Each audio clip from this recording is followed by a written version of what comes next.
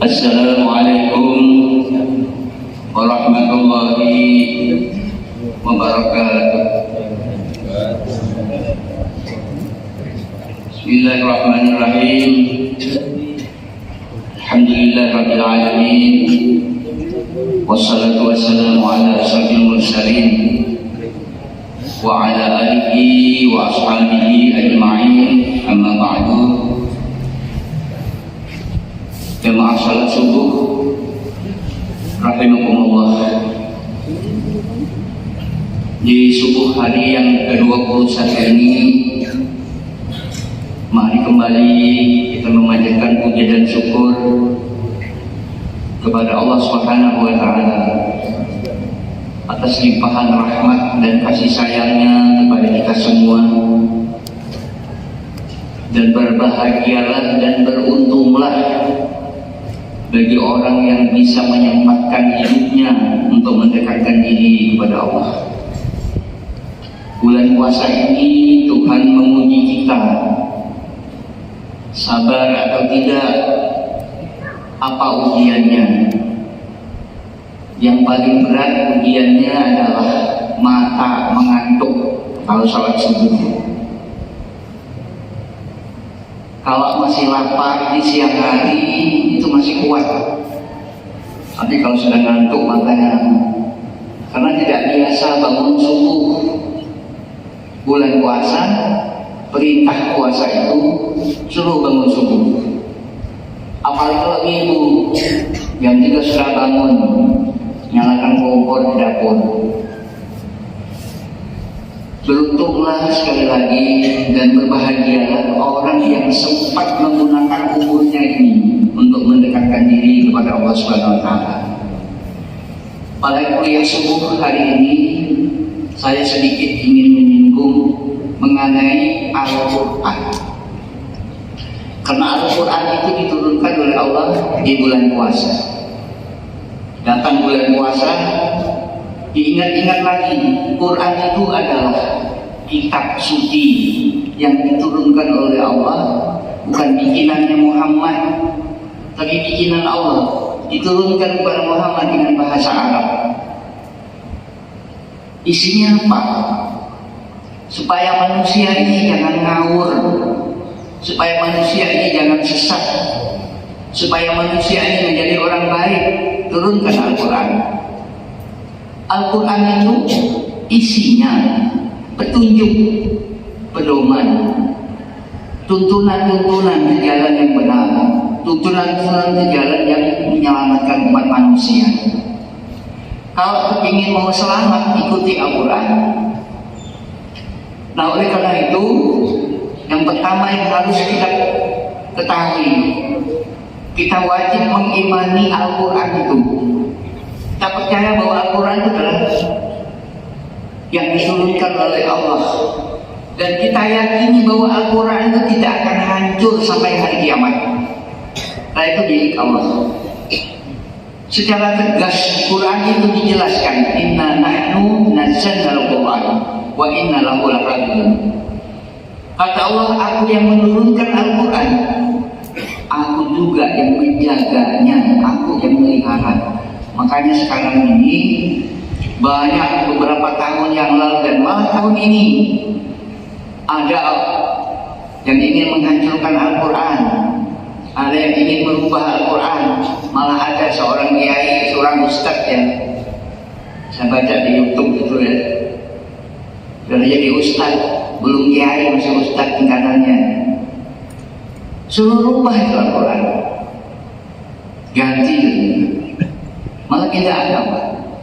Nah, ini yang sangat kita takutkan, karena hidayah dari Allah itu diturunkan kepada hati manusia yang bersih, sehingga di dalam kita salat itu kita diajarin pasti diucapkan nawaitu atau usalli.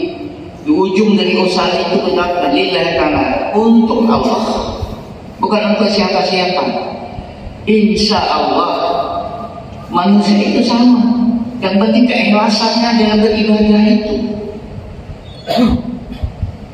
Karenanya Al-Quran itu yang pertama yang harus kita pakai, kita imani. Dan ada sebuah hadis yang lain pernah saya baca, kalau tidak ada Al-Quran ini, dunianya akan hancur. Bayangkan kalau dunia ini hancur, atau jangankan hancur, gempa saja, tsunami saja, itu bagaimana? Banjir di sana masih ribut ya. Kayak apa itu? Allah menurunkan nikmat kepada manusia itu. Kalau terlalu banyak, tidak enak juga. Terlalu sedikit, tidak enak juga. Jadi orang miskin. Terlalu banyak, air terlalu banyak, banjir sangat. Tidak ada air, kekeringan. Semuanya itu ada hikmah kita pelajari, dan itu mengingatkan kepada kita bahwa Allah itu ada. Allah itu yang mengatur alam semesta ini. Allah itu yang menjadikan hujan. Allah itu yang menurunkan rahmat, udara, oksigen kepada manusia sehingga manusia itu bisa hidup dengan baik. Tanpa ada udara ini, semua manusia akan mati. Udara yang dibikin oleh Allah itu tidak kelihatan, tapi ada. Itu kita imani. Di dalam Al-Quran itu cerita tentang itu ada. Lalu mengimaninya Al-Quran itu di dalam surah Al-Baqarah itu dimulai ya kalimat alif lam mim.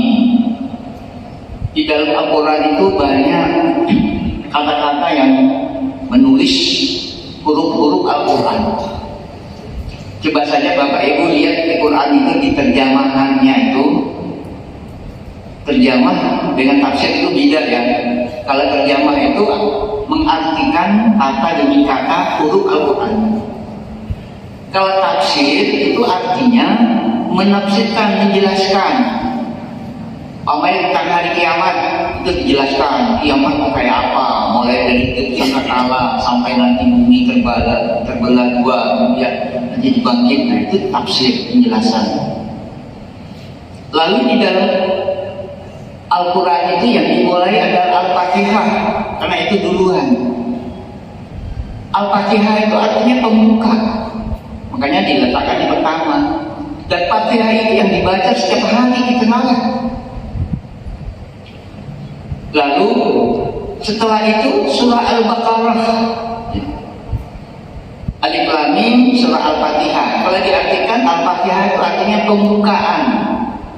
Jadi semua itu kalau pembukaan itu di depan, tidak ada pembukaan di belakang. Lalu di situ dimulai alif lam mim. Alif, lam, dan mim itu 3 huruf. Sampai hari ini tidak ada yang tahu artinya itu apa maksudnya Allah itu. Ada ulama yang mengatakan alif lam mim Allah a'lam bi muradi, Allah yang tahu maksudnya apa. Lalu ada Yasin, ada alif lam mim sad, ada alif lam ra, ada kaf ya ain sad, ada Thaha.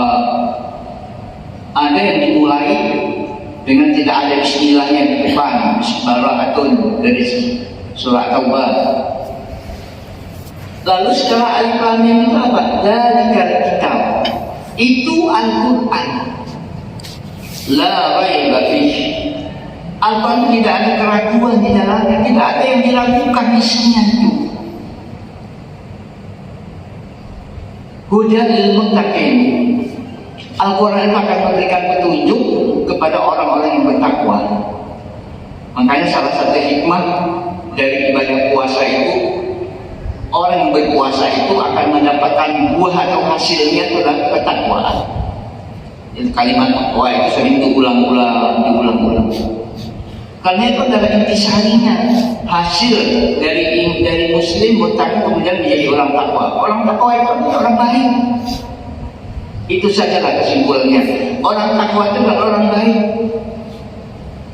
Dengar ajan, oh waktu ajan, datang mungkin atau sembahyang di rumah. Yang ada orang ajan, dibisikin sama setan, belum. Tarik terus selimut, silama lagi. Itu bukan orang takwa itu. Lalu kalau ada orang ngajak berbuat maksiat atau ingin mencuri, ingat Allah Maha tahu.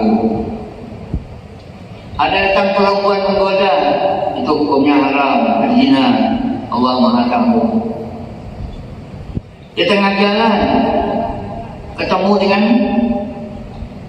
makanan atau dompet atau punya orang lain, diambil, diumumkan di masjid. Siapa yang kehilangan jam, itu orang takwa, itu orang baik. Tapi kalau orang yang tidak bertakwa, alhamdulillah, termasuk saudara-saudara kita, para pimpinan kita yang masuk pesantren, ya, gara-gara sedikit aja tulisan itu datang KPK, saja masuk pesantren karena belajar, ya. Bapak hadirin sekalian, di samping mengimani Al-Quran itu, yang wajar bagi umat muslim itu harus memiliki Al-Quran. Di rumah itu harus punya Al-Quran. Jangan sepeda motor banyak, televisi macam-macam, Al-Quran tidak punya. Pas orang meninggal, di rumah mana mau baca Yasin, ternyata nggak ada Al-Quran di rumah. Ini aneh sekali, ya. Jadi kalau ada duit, usahakan beli Al-Quran. Nah, kemudian Al-Quran sekarang itu macam-macam, Pak. Mulai kecil sampai besar, ya. Ada Quran yang hampir setengah meter, ya. Tapi harganya makin besar makin mahal, ya. Kalau kita tidak memiliki Al-Quran, jangan cari di masjid. Banyak di masjid itu orang mantar ke masjid suruh baca Quran ini, jangan dibawa pulang, ya. Dulu saya baca Al-Quran ini, Qurannya bisa jalan sendiri. Jangan Al-Quran dibawa pulang. Ya, kalau di Mekah, ya, bapak-bapak yang berangkat haji itu hadiah, Al-Quran, hadiah, pintar dia bahasa Indonesia, hadiah. Maksudnya itu Al-Quran kita beli, kita taruh di masjid, karena di masjid itu orang baca Quran. Selama Al-Quran itu dibaca, kita yang menjual mewakafkan, kita dapat pahala juga, kita dapat berkahnya dengan Al-Quran. Nah, karenanya memiliki Al-Quran, ada uang, sedekahkan uangnya di Al-Quran, masukkan di masjid. Selama dibaca orang, kita akan mendapatkan pahala juga dari Allah SWT. Kemudian yang ketiga yang harus kita lakukan terhadap Al-Quran itu adalah membaca. Jangan Quran itu, tadi saya suruh beli Al-Quran, mulai besar sampai kecil, tapi nggak pernah dibaca, cuma dihiasan dinding saja banyak. Ya, di mana-mana rumah sekarang itu dinding ada Al-Quran macam, tapi Al-Qurannya masih utuh, tidak pernah dibaca. Nah, kadang-kadang membaca Al-Quran itu kan harus belajar, ya, membaca. Dan membaca Al-Quran itu kalau umpamanya, ya, sudah tua begini, disuruh membetulkan ayat, membetulkan bacaan, huruf. Pakai huruf jamaah jim itu kan ada jim, ada zai, ada dal, ada dot. Itu ada 4 huruf, ya. Kalau huruf Indonesia cuma satu saja, namanya sa, sin, S. Kalau Arab itu ada shin, ada yang titik 3 itu, ada yang sin biasa, ada yang titik 3 lagi, sa, ada so, ada 4 ya berarti. Jadi lain-lain.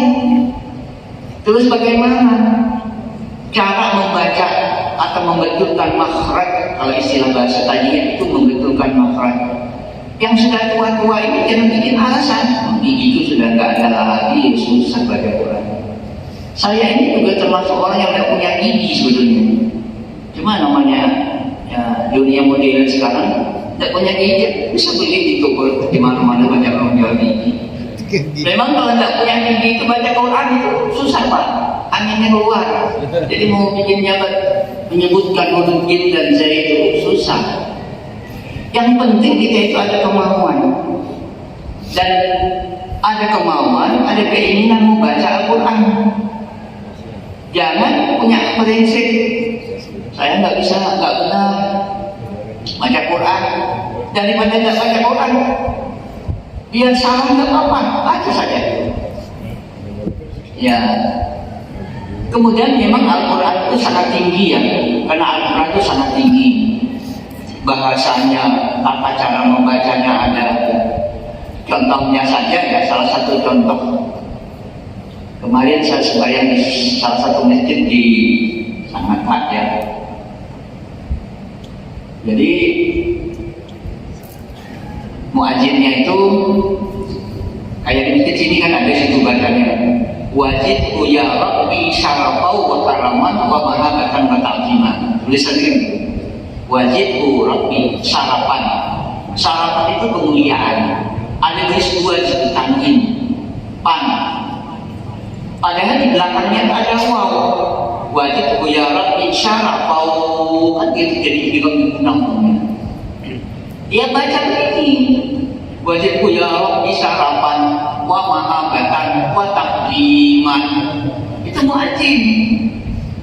Saya yang mau jadi habib tawa sendiri, wah ini muadzin ini belum ngerti tajwid ini, tapi hati yang ngomong itu ya. Saya nggak ngomong dulu, hati yang ngomong. Kalau mau di luar kan kita tersinggung, apalagi dibilang muadzin kan belajar tajwid, nah itu kita bisa menegur seperti itu. Nah jadi Al-Quran itu membahasanya tinggi, sastra tinggi, cara membacanya tidak sembarangan. Ada cara-caranya. Begini, ini panjang, ini pendek. Kalau ada tanda panjang ada waw matinya. Kemudian kalau barisnya di bawah ada ya matinya. Kalau baris doma ada waw sukunnya. Itu dibaca panjang. Termasuk yang didengungkan seperti tadi wajib ya Rabbi syarafau wa karamau wa mahabatan wa ta'ziman. Kalau wa ta'ziman itu kalau baris dua di ujung ada alif di belakangnya. Kalau dia berhenti, jadi baca Quran itu berhenti dengan terus tidak. Kalau hanya stop itu namanya matiwat. Matiwat itu huruf yang diganti. Jadi ta'ziman jangan dibaca ta'ziman. Kalau stop harus dibaca ta'ziman. Nah itu aturan namanya, aturan membaca Al-Quran. Nah itu dipelajari. Bapak Ibu sekalian. Kemudian yang keempat mungkin kewajiban kita terhadap Al-Quran itu mempelajari isinya. Isinya Al-Quran itu ada yang berhubungan dengan masalah udara, ada yang berhubungan dengan masalah hukum, ada yang berhubungan dengan nasihat keagamaan, ada cerita-cerita masa lalu. Al-Quran itu memuat oleh manusia diciptakan sampai hari kiamat itu ada. Surah Al-Baqarah itu yang pertama, yang paling panjang. Kenapa dinamai Al-Baqarah? Kalau kita lihat Al-Baqarah itu artinya sapi betina. Lalu di Quran itu macam-macam nama surahnya. Ada yang Al-Ankabut. Al-Ankabut itu laba-laba. Ada yang namanya An-Naml, semut. Ada yang namanya surah Al-Qasas, itu hukum-hukum qisas. Kemudian ada Ali Imran, keluarga Imran. Itu di keluarga Imran itu banyak membahas tentang Nabi Isa alaihissalam. Kalau mau tahu dibaca. Kemudian ada kita pelajari isinya dengan terjemahan. Kita di Indonesia sudah luar biasa canggihnya. Al-Quran itu diterjemahkan dengan bermacam-macam cara, bermacam-macam bentuk tulisan yang bagus. Malah Al-Quran mulai harga yang paling murah sampai yang mahal, kertasnya blok luar biasa. Sekarang di sana sudah ada toko besar ya, toko Ais yang menjual Al-Quran macam-macam. Jadi kita alhamdulillah yang merasakan hidup mulai dari desa Sangatta menjadi kecamatan, menjadi kabupaten, Sangatta itu luar biasa perkembangannya. Toko-toko besar sudah banyak di Sangatta. Mau diapain? Alhamdulillah. Mungkin doa-doa orang terdahulu. Jadi kalau Sangatta kota yang damai-damai, aman, diberkahi oleh Allah. Saya masih ingat terus nih. Setelah pertama kali saya datang ke Sangatta 13 September 1990, yang nantang saya itu dia berdoa di sini. Habis salat zuhur dia berdoa. Betul yang nantang saya itu namanya Haji Ramli juga, sudah meninggal orang, kepala kemenak Kabupaten Kutai waktu itu dia. Dia berdoa di sini, aku doakan kamu mudah-mudahan sangat tak dia sukses bangkit. Ternyata doa-doa orang terdahulu itu dikabulkan. Saya mempelajari orang-orang terdahulu itu ikhlasnya luar biasa. Orang itu berjuang, memang berjuang. Mau bangun sangat ya dibangun, jangan cari duit. Alat bangun sangat tapi ada pikiran lain, bukan membangun sangat. Semua nanti mengaruh kekayaan sangat. Hidup itu hanya sementara, harta tidak dibawa, yang dibawa itu amal. Makanya para ahli itu, orang bahagia itu macam-macam, Pak. Ada yang bahagia itu merasa kalau banyak duit, banyak istri, punya istri lagi. Kalau saya menilai banyak duit, banyak istri, belum tentu bahagia.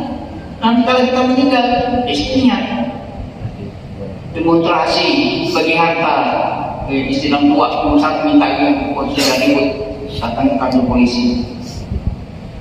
Hidup itu adalah bahagia itu apabila yang kita inginkan itu bisa dikabulkan oleh Allah. Seperti itu saja mendefinisikan bahagia. Kita mau salat, sehat, mau naik haji, ada duit, mau bikin rumah, ada duit, mau bersedekah, ada duit, bahagia. Tapi kalau banyak punya harta, di mana-mana ada, Bengalun ada, kebun selama kali, Bontang ada, mana-mana. Pusing tengah malam, ada telepon. Oh, kalau pesawatnya dicuri orang, kan pusing, Pak, punya harta yang banyak. Apalagi tidak satu tempat. Kalau masih di Sangatta, alhamdulillah. Dan harta itu juga perlu dalam hidup ini. Sehingga ayat yang saya baca tadi subuh ya, wa nafsi wa ma sawwaha, diri manusia itu dengan segala kebersihannya. Surah As-Samas ya, itu biasanya dibaca, disunatkan oleh para ulama bagi orang yang melakukan salat doa. Sunat atau dianjurkan untuk membaca wasyamsi wa duhaha atau dengan wadduha. Wasyamsi wa duhaha, demi matahari dan cahayanya. Wal qamari idza talaa, dan apabila bulan telah memancarkan cahayanya. Wassamai wa ma banaha, demi langit dan bangunannya yang tidak punya tiang, langit bisa tegak. Wal ardi wa ma tahaha, lihatlah kepada bumi, bagaimana Tuhan menjadikan bumi, ada air dan ada tanah. Air dan tanah itu bisa menyatu. Coba kalau air dan tanah tidak menyatu, Pak, sudah tenggelam kita ini. Kenapa jadi banjir? Pohon kayu tidak habis ditebang. Sebab satu pohon kayu itu dijadikan oleh Allah itu 2 drum bisa mengisap air. Satu pohon kayu yang kecil itu 2 drum. Apalagi sampai ribuan pohon. Tambang Sangatta itu banyak sekali pohon kayu yang ditebang, bukan ribuan. Kalau air hujan yang duluan menampung. Pohon kayu itu yang menampung air duluan. Tapi kalau tidak ada lagi pohon kayu, lari dia meluncur langsung ke Sangatta, terjadilah banjir di Sangatta. Itu udah alami. Dan itu Al-Quran, bukan akal-akalan manusia, tapi itu kenyataan Al-Quran. Kita baca dalam Al-Quran. Nah ini mempelajari atau menghayati isi kandungan Al-Quran. Kita baca Al-Quran, kita lihat artinya, terjemahannya, sedikit-sedikit apa. Yang penting kita itu rutin. Apalagi kalau bapak-bapak yang banyak waktu, sudah pensiun, nah, sekali-sekali ke tempat duduknya, banyak waktu untuk membaca Al-Quran, untuk mempelajari Al-Quran. Minta uang kalau tidak punya duit sama anaknya, nak tolong bapak belikan Al-Quran yang ada terjemahannya. Tidak usah beli Quran, ada sekarang tafsir yang ditulis oleh Profesor Dr. Quraishak itu, tafsir Al-Misbah itu banyak sekali, Pak, besarnya, harganya juga mahal, nggak tahu berapa, saya lupa juga dulu beli ya. Itu menjelaskan apa-apa yang tersurat dan tersirat ya, tertulis isi rahasianya dari Al-Quran itu apa? Ada di sana dijelaskan. Karena para ahli yang mentafsirkan Al-Quran itu adalah mengerti bahasa Arab. Itu syarat yang pertama, mengerti bahasa Arab, baru dia bisa menerjemahkan. Kemudian di dalam mentafsirkan Al-Quran itu dia harus mempunyai ilmu, namanya ilmu bayan, ilmu ma'ani, ilmu balaghah, ilmu-ilmu yang mendukung untuk mentafsirkan Al-Quran. Nah, Bapak Hadirin sekalian, kemudian yang kedua mungkin yang harus kita lakukan terhadap Al-Quran adalah memelihara Al-Quran. Memelihara itu maksudnya menghormati Al-Quran. Al-Quran itu setelah kita baca, jangan ditaruh di lantai, taruh di atas. Jika dengan buku bacaan yang lain, Al-Quran dihormati. Makanya para ulama itu ada yang mengatakan membaca Al-Quran harus berwudu, tapi Nabi secara khusus tidak ada. Cuma Nabi mengatakan begini, kalau membaca Al-Quran itu berwudu, itu dapat pahalanya 25 kali. Tapi kalau membaca Al-Quran tidak berwudu, hanya 10. Nah, terus Al-Qurannya berarti Nabi boleh saja menyentuh Al-Quran itu tidak berwudu. Tapi dulu kalau membaca, nah para ulama berbeda pendapat menyentuh Al-Quran itu yang mana. Mereka berpendapat yang namanya Al-Quran itu adalah tulisannya, itu hurufnya. Jadi kalau sebelahnya dindingnya sampulnya itu tidak apa-apa. Nah, di situ perbedaannya. Nah, ini tidak perlu dipermasalahkan. Yang penting Al-Quran. Hormati Al-Quran, jaga Al-Quran. Nah, kita membaca Al-Quran dengan sopan. Baca Al-Quran, kalau bisa pakai baju yang rapi, pakai songkok. Tidak bisa, tidak apa-apa. Tidak usah pakai kopiah. Dilihat, kita lihat di muka itu ya. Banyak orang-orang baca Quran pakai baju ganti, tidak pakai songkok, baca Quran. Nah, yang penting Al-Quran itu dihormati. Seperti laki-laki ini wajib menutup aurat dari lutut sampai lutut. Nah, jangan baca Al-Quran ambil jalan-jalan pakai baju kaos kutang, pakai celana pendek lagi baca Quran. Ini kan kurang menghormati Al-Quran. Nah, kemudian yang terakhir mungkin dalam Al-Quran ini perlu kita memperjuangkan Al-Quran.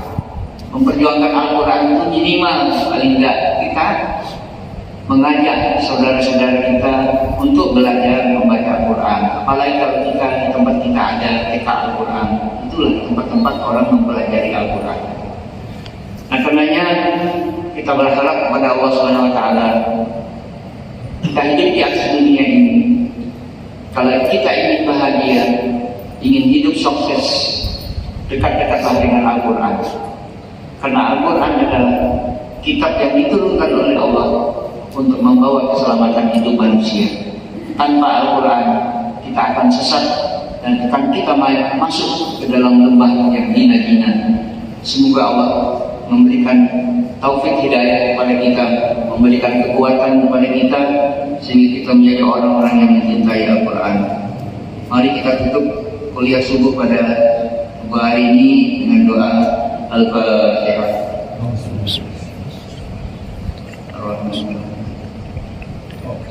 Iyyaka na'budu wa iyyaka nasta'in shiratal ladzina an'amta 'alaihim ghairil maghdubi 'alaihim. Bismillahirrahmanirrahim. Alhamdulillahirabbil alamin. Wassalatu wassalamu ala asyrafil mursalin wa ala alihi wa ashabihi ajma'in. Allahumma arhamna bil Qur'anil 'azim waj'alhu lana imaman wa nuran wa hudan wa rahmah. Allahumma dzakkirna minhu ma nasina wa 'allimna minhu ma jahilna warzuqna tilawatahu ana al-layli wa atrafan nahar waj'alhu lana hujjatan ya maulana ya rabbil alamin. Allahumma ij'alil qur'ana fid dunya qarina wa fil qabri munisa wa 'ala siratin nura wa minan nari sitra wa hijaba. Allahumma ij'al qur'anana hidayatan min Qur'an, hidayatan lahu minan nar wa sitran lahu minan nar wa hijaban lahu minan nar. Ya Allah, yang Maha Agung, yang menciptakan alam semesta ini, Engkaulah yang menurunkan Al-Quran kepada umat Nabi Muhammad sebagai petunjuk, penuntun, pembimbing ke jalan yang benar. Satukan hati kami ya Allah dengan Al-Quran, sebagaimana Engkau satukan air dengan tanah. Bukakan pernikahan kami ya Allah, agar gemar membaca, mempelajari dan mengamalkan Al-Quran. Hindari dan pelihara kami ya Allah dari golongan orang-orang yang menyia-nyiakan Al-Quran, mendustakan Al-Quran, menjual belikan Al-Quran dengan harga yang murah. Bukakan hati generasi muda kami, anak cucu kami, keluarga kami, agar cinta kepada Al-Quran, memelihara dan memperjuangkan Al-Quran. Luruskan pandangan kami yang keliru, tunjuki para pemimpin bangsa kami apabila mereka salah dan keliru. Ya Allah, Ya Rahman, Ya Rahim, bukakanlah hijab batinmu ya Allah untuk keselamatan bangsa kami. Bimbinglah kami di jalan yang benar.